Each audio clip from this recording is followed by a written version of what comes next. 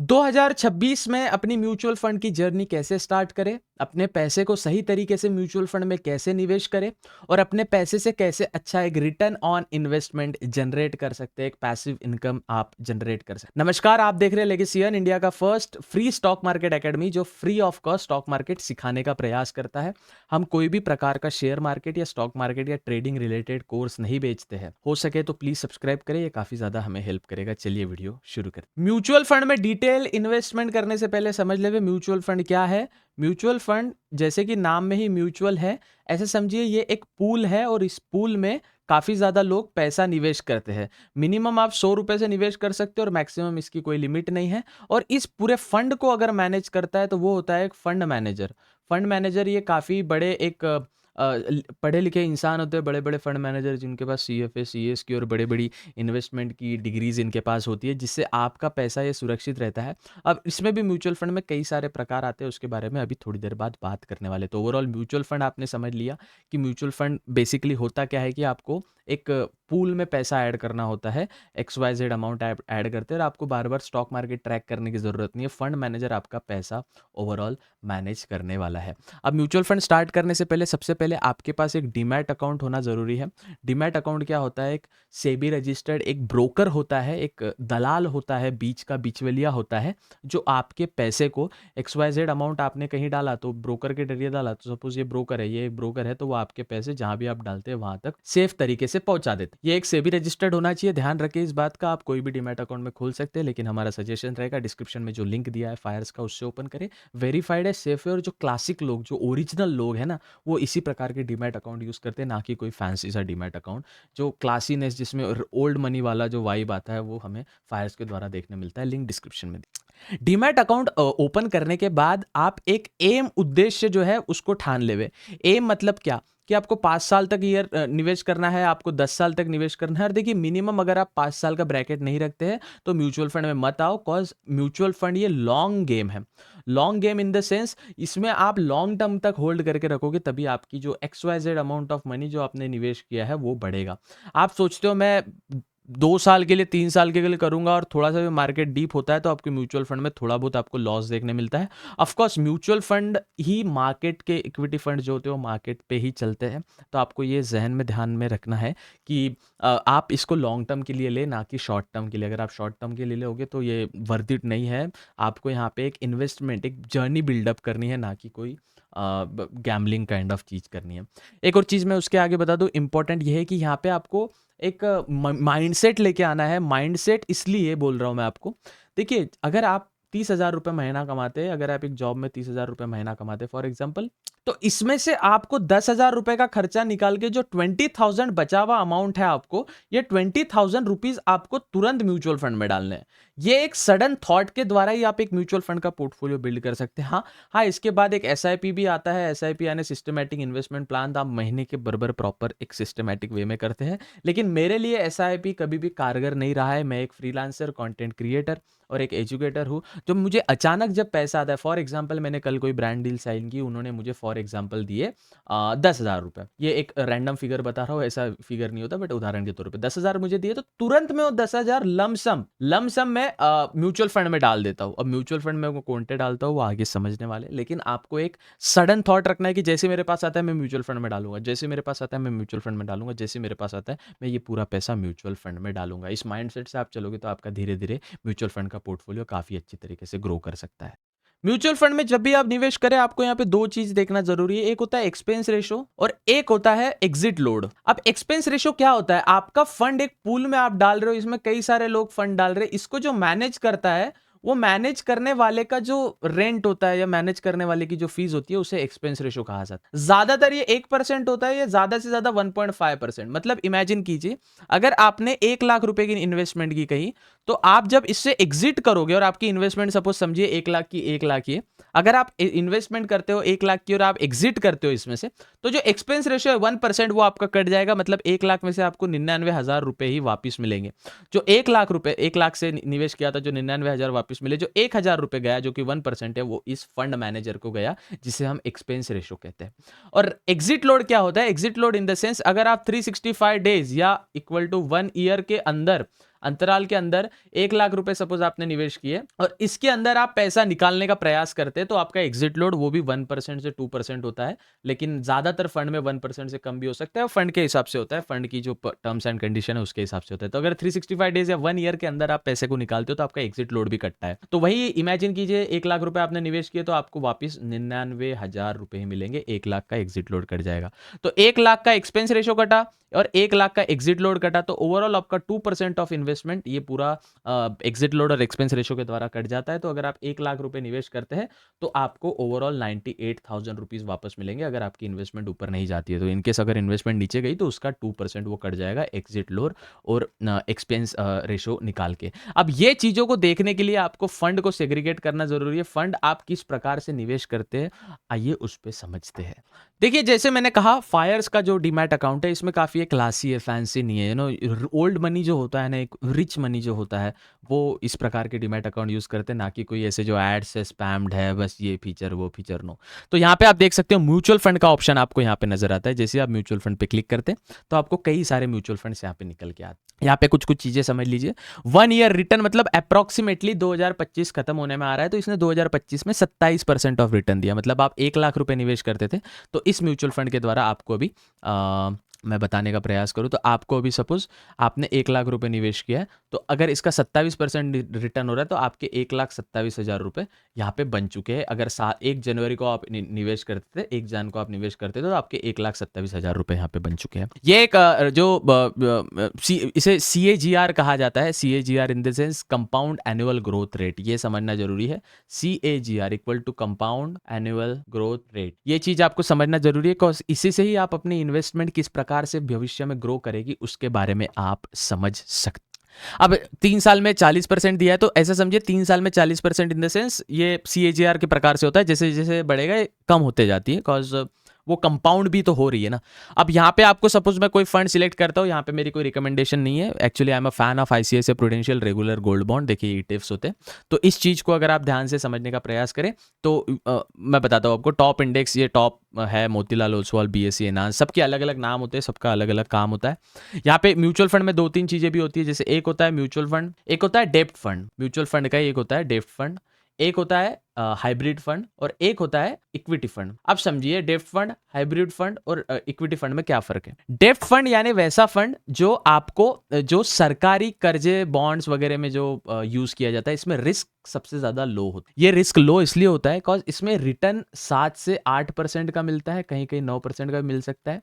अब ये जो रिटर्न है ये स्टेबल है। जो इन्फ्लेशन रेट है आपको पता होगा, इन्फ्लेशन अगर आपको पता नहीं है तो जो आज आपके 100 रुपए है वो 1 साल बाद 7% का भारत में सपोज इन्फ्लेशन रेट है, या 5% का भी इन्फ्लेशन रेट पकड़े हम, 5% का जो इन्फ्लेशन रेट है, तो ये 100 रुपए आपके 95 रुपीज ही हो जाते हैं। और इसमें भी अगर आप बैंक से अगर सपोज बैंक का जो FD होता है, इमेजिन कीजिए आप FD में 100 रुपए डालते हैं तो आपके FD के पैसे 107 रुपए हो जाते हैं। लेकिन 5% का इन्फ्लेशन है तो 107 का यहाँ अप्रॉक्स ले तो ये 102 ही हो रहा है आप, क्योंकि 100 रुपए से जो इन्फ्लेशन हुआ है वो 95 रुपीज़ प्लस जो बेसिकली आपने जो इन्वेस्ट किया था वो तो 102 रुपये, 7 रुपये FD का रेट से आता है। लेकिन FD के रेट को बीट करने के लिए हमारे पास निकल के आता है लो रिस्क वाले fund, that is debt fund. Debt fund आपको हमेशा लो रिस्क में मिलेंगे। डेट फंड जो गोल्ड बॉन्ड्स में निवेश करते हैं जिसमें रिस्क कम होता है और ये 7 से 8% का रिटर्न आपको दे। इसके बाद निकल के आता है हाइब्रिड फंड। नाम से ही पता चलता है हाइब्रिड फंड जो दोनों में इन्वेस्ट करता है। किसमें?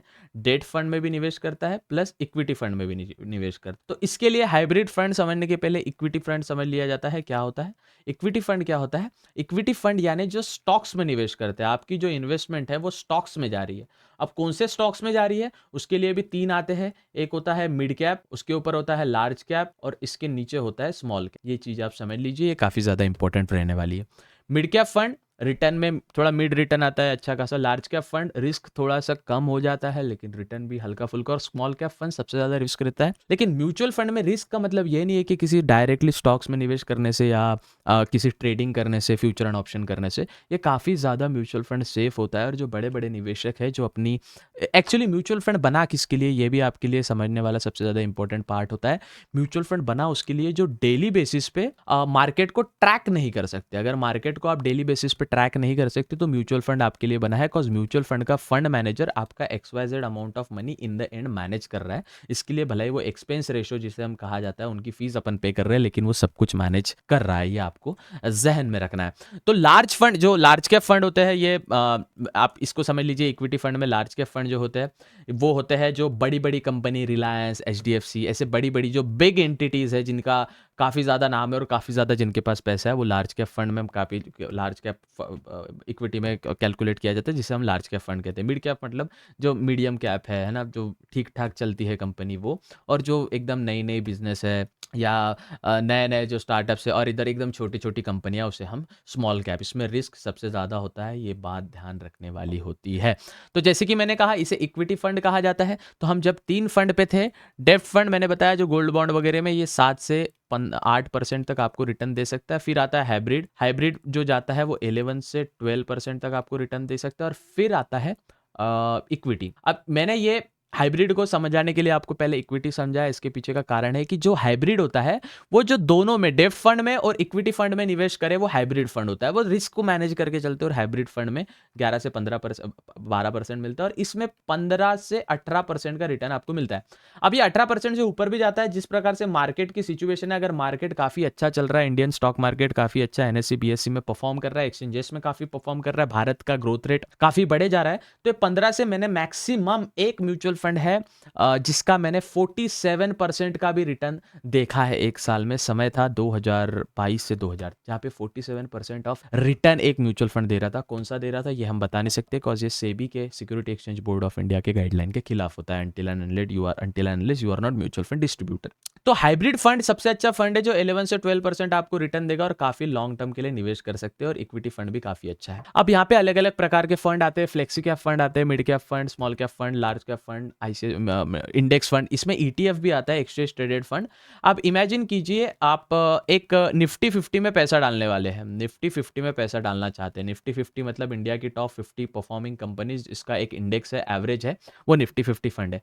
अब आपके पास 50 रुपए है, तो आप सभी कंपनीज में एक एक रुपया डालने के बजाय आप निफ्टी 50 के ETF में पैसा डालते हैं, जिससे वो एक्सचेंज ट्रेडेड फंड जिसे कहा जाता है, या इंडेक्स फंड जिसे कहा जाता है। तो ये एक निफ्टी 50 इंडेक्स है, इसका जो फंड है, इसका जो पूल है जिसमें काफी लोग पैसा डाल रहे हैं, उसे इंडेक्स फंड भी कहा जाता है, जहां पे लोग है पार्ट म्यूचुअल फंड का है, लेकिन इंडेक्स फंड कहते हैं। तो निफ्टी 50 में 50 कंपनीज में एक एक रुपया डालने की बजाय आप डायरेक्ट 50 रुपए इंडेक्स फंड में डाले। इसका फंड मैनेजर प्रॉपर वो एलोकेट कर देते हैं, वो इंटरनली जो चलता है उस प्रकार से वो निवेश करते हैं। तो इंडेक्स फंड का फायदा यह है कि भारत का इंडेक्स ऐसे कहते हैं 7 से 15% सालाना बढ़ने का ट्राई करता है, सालाना वो उतनी ग्रोथ दिखाने का ट्राई करता है। तो आपकी इन्वेस्टमेंट सपोज 1 लाख रुपए है, तो आपके सालाना अगर आप इंडेक्स फंड में पैसा डालते तो 1,15,000 तक वो इन्वेस्टमेंट बढ़ सकती है। आप ध्यान रखें, तो ETF का वो फायदा होता है। चलिए अब हमारे म्यूचुअल फंड के पोर्टफोलियो, लाइक जो चीज है फायर्स का, उस पे आते हैं। यहाँ पे आप ओवरव्यू देख सकते हैं, म्यूचुअल फंड कैसे परफॉर्म कर रहे हैं, कौन सा म्यूचुअल फंड कैसे परफॉर्म कर रहा है, CAGR का किस प्रकार से। आप जब आप यहाँ आओगे पूरा डैशबोर्ड आपको दिखेगा। एक्सप्लोर में जाते हैं, चलिए नया फंड एक्सप्लोर करते हैं। टॉप परफॉर्मिंग फंड कौन से, तो भैया देखिए इस फंड ने 27% दिया है, Motilal Oswal BSE enhance value index fund. अलग अलग प्रकार के फंड होते हैं। अब ये इतने फंड है भारत में कि जिसके आप कल्पना भी नहीं कर सकते। नीचे AUM जा रहा है, असेट अंडर मैनेजमेंट, AUM का लॉन्ग फॉर्म होता है, ये समझ लीजिए। जितना अच्छा AUM उतना अच्छा फंड, ये भी चीज आपके लिए समझना है। AUM NAVCAGR और एक्सपेंस रेशो वगैरह मैंने आपको बता दिए। AUM मतलब asset under management. Asset under management मतलब उस म्यूचुअल फंड के द्वारा कितने रुपए का असेट वो मैनेज करते हैं। अब देखिए, जितना बड़ा असेट वो मैनेज करते हैं मतलब उतना बड़ा ट्रस्ट उस कंपनी का है लोगों के द्वारा। NAV मतलब नेट असेट वैल्यू। अब देखिए, नेट असेट वैल्यू इतना इंपॉर्टेंट रहती नहीं है। नेट असेट वैल्यू मतलब, अब देखिए इसमें एक पूल है, इमेजिन कीजिए ये एक पूल है। हम एक पूल में निवेश कर रहे हैं, सपोज ये एक पूल है, इसमें कई सारे लोग निवेश कर रहे हैं। इसमें राम, श्याम, अब्दुल, बंटी, सुफियान, रहमान, सब लोग इसमें निवेश कर रहे हैं। अब ओवरऑल जितना एवरेज निकल के आता है ना, उसे नेट असेट वैल्यू कहा जाता है। तो नेट असेट वैल्यू एक प्रॉपर टूल नहीं है किसी भी म्यूचुअल फंड को जज करने का, लेकिन आप एवरेजली समझ सकते हैं कि एक म्यूचुअल फंड की वैल्यू 33 रुपीज है। तो ओवरऑल 33 रुपीज मतलब एक स्टॉक की प्राइस जैसे होती है। एक XYZ स्टॉक है सपोज, या ABC स्टॉक है, इसकी जो वैल्यू है, सपोज एक स्टॉक 10 रुपए का है, 20 रुपए का है, 30 रुपए का है, वैसे ही एक म्यूचुअल फंड की वैल्यू क्या है वो आपको NAV नेट एसेट वैल्यू आपको समझाता है। अब नेट एसेट वैल्यू से आप जज नहीं कर सकते, तो ओवरऑल ये रेड फ्लैग है, इसका कोई मतलब नहीं, बस ज्ञान के लिए आपको पता रहना चाहिए क्या चीजें किस प्रकार से काम करती है। सीएजीआर क्या होता है? Compound annual growth rate. Compound annual growth rate मतलब क्या होता है? कंपाउंड, एक साल में वो म्यूचुअल फंड कितना ग्रो कर रहा है, धीरे धीरे कितना वो आगे बढ़ रहा है, धीरे धीरे कितना वो प्रगति कर रहा है, वो अपने को सीएजीआर से पता चलता है।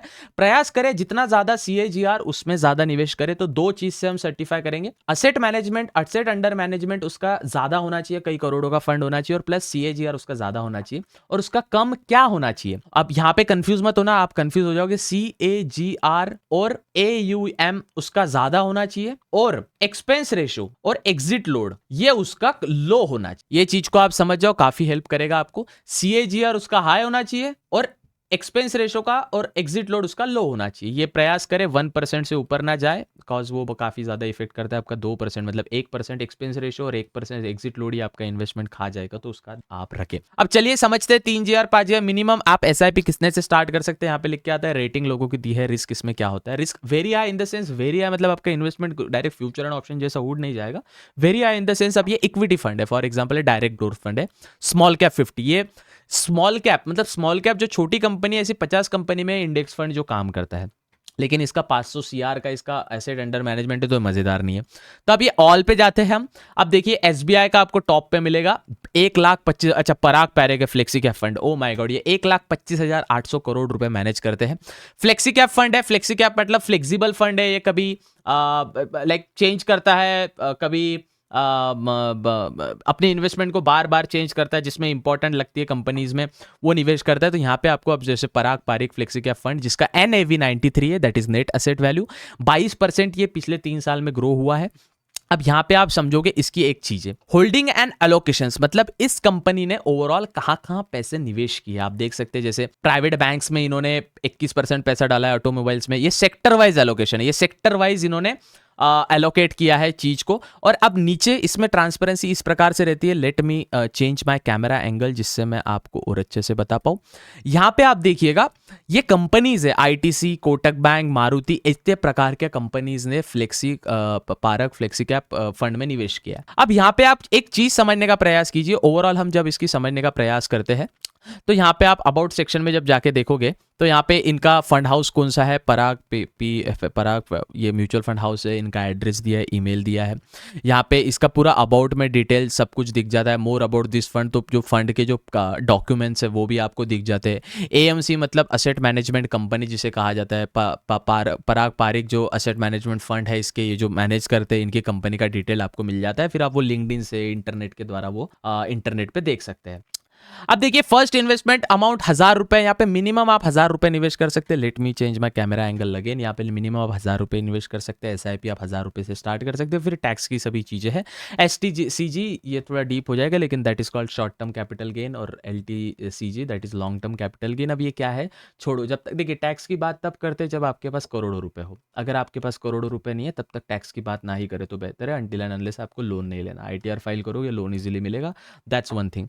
वन टाइम में भी आप चीजें देख सकते हैं, वन टाइम में भी आप SIP कर सकते हैं, 1,000 रुपए की SIP कर सकते हैं 1100 के ऊपर, फिर 1,000 रुपए से ऊपर आप कितना भी चालू कर सकते हैं, और फिर आपकी जो बैंक अकाउंट है उससे पैसा कटेगा, वन टाइमर या SIP स्टार्ट कर सकते हैं। SIP में भी आप मंथली कर सकते हैं, एवरी 1 मंथ डेट सिलेक्ट कर सकते हैं आपको कौन से मंथ पे SIP स्टार्ट करनी है। सपोज मुझे महीने के हर 25 तारीख को मुझे SIP स्टार्ट करना है, तो आपके अकाउंट से 25 तारीख को 1,000 रुपए कट जाएंगे और पराग पारिक फ्लेक्सी कैप फंड में आपके पैसे इन्वेस्ट हो जाएंगे। ये चीज को आप जहन में रखें, ये चीज को आप ध्यान में रखें। चलिए आप एक चीज समझते हैं, जैसे मेरा फेवरेट फंड है गोल्ड बॉन्ड। लोग गोल्ड को फॉर एग्जांपल गोल्ड पे निवेश करना चाहते हैं, तो लोग गोल्ड परचेस करते हैं, लेकिन उसमें बनवाई का सोनार को कॉस्ट देना होता है। उसके बाद वो आपको घर में स्टोर करोगे तो चोरी चपारी का डर लगता है, कोई चोरी करके ना ले जाए। तो देखिए ICICI prudential gold savings bond, ये गोल्ड में ही निवेश करते हैं, लेकिन आपका पैसा निवेश करते हैं। मिनिमम इन्वेस्टमेंट 100 रुपीज, देखो 100 रुपए से आप गोल्ड में सेविंग कर सकते हो बॉस। लोग बोलते हैं ना पैसा सेव करना काफी ज्यादा ये है मुश्किल है, तो देखिए 100 रुपए से भी आप यहाँ पे शेयर कर स्टार्ट कर सकते हो। और एक्सपेंस रेशो जो मैंने कहा था 0.001 ना 1% का भी कुछ कम अमाउंट।